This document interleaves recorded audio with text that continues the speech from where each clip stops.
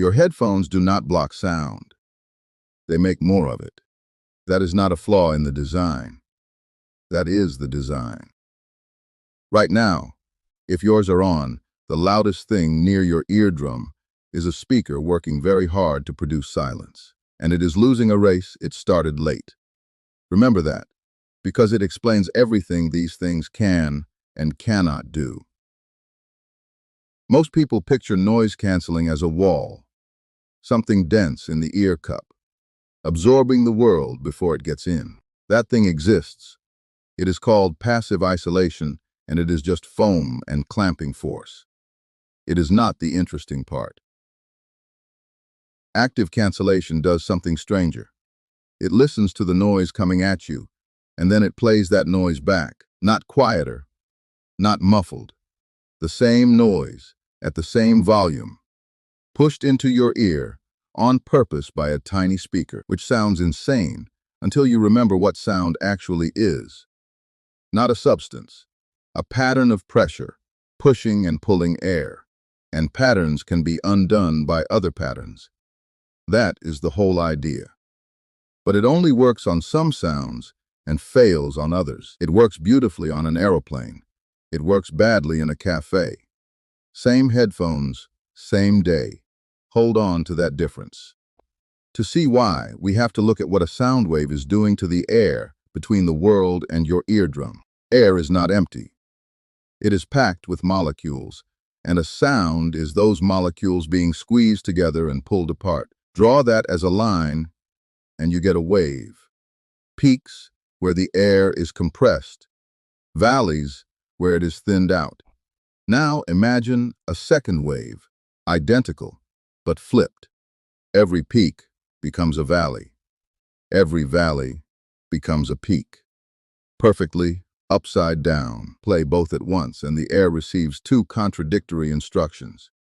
Squeeze here, thin here. It cannot do both. So it does neither. The pressure stays flat. Two loud sounds arrive at your eardrum and add up to nothing at all. That flipped copy has a name. Anti-noise. Building it correctly is the entire job of everything inside your headphones. There is a micromic on the double inside side, look, Wiley World. There is a microphone on the outside of each ear cup, facing the world. It hears the noise before you do. It hands what it heard to a small processor, which flips the wave and sends it to the speaker pointed at your ear. The same speaker playing your music. It plays both at once, your song and an upside-down copy of the room you are in. All of that has to happen in microseconds.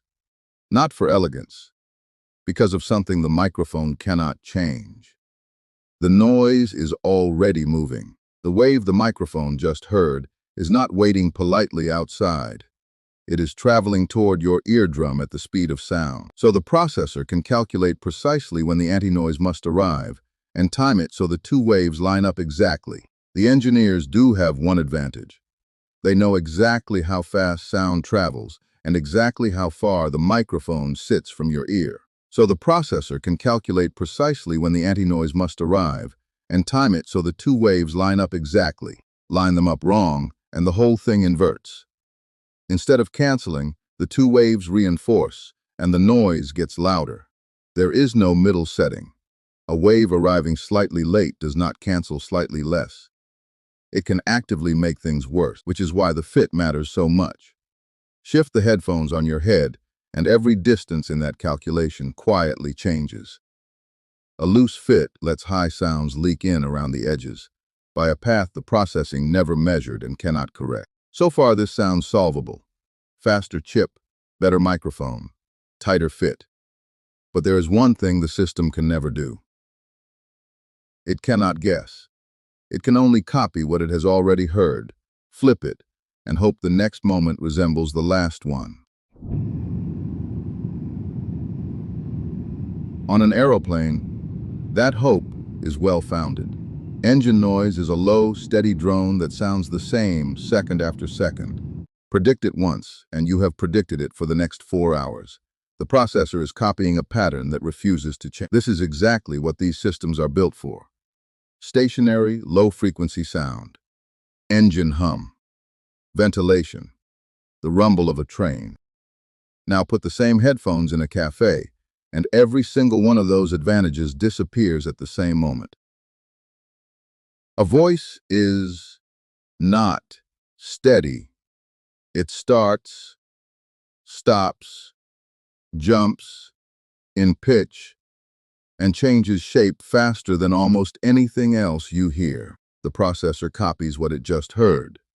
By the time it plays that copy back, the person has already said something different. Anti-noise for a sound that has stopped is just noise. It has nothing left to cancel, so it adds instead. Then there is the second problem, and it is the deeper one. Voices live high, and high sounds are physically harder to catch. A low sound is a long, slow wave.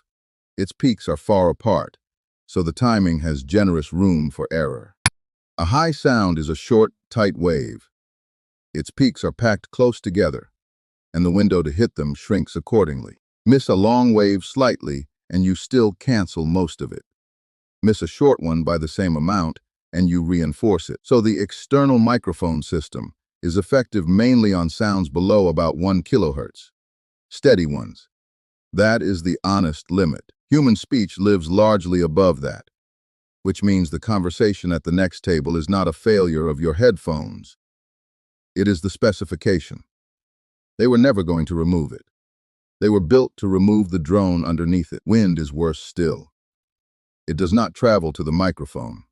It hits it directly and gets amplified rather than canceled. Engineers had an obvious answer to all of this. Stop guessing what reaches your ear. Put a microphone inside and measure it. So modern headphones have a second microphone, buried in the ear cup, pointed at your eardrum rather than the world. It does not predict anything. It listens to what actually got through, and the processor corrects whatever is still there. That fixes the fit problem instantly. Move the headphones, change the leak, and the inside microphone simply hears the difference. But it has traded one problem for another. It is measuring sound that has already arrived. There is almost no time left, and it hears everything in there, including your own music, which the processor must carefully separate out before canceling anything. Worst of all, it can hear its own anti-noise, which means it can try to cancel the thing it just produced. That loop can run away. The system chases itself. Amplification climbs, and the headphones start hissing or ringing on their own. It is rare, and manufacturers work hard to prevent it, but it is the reason the inside microphone cannot simply be turned up. So good headphones use both. The outside microphone for warning, the inside one for correction, each covering the other's blind spot. It costs more processing and more battery. It still cannot predict a voice. Nothing in this design ever will. So return to the beginning. Your headphones are not a wall. They are a speaker. In a race against a wave that left first, they win against the steady drone of the world. They lose against everything sudden, sharp, and human. That is not a defect, which leaves one question worth asking. If it can hear a voice well enough to fail at it, what else is it listening to?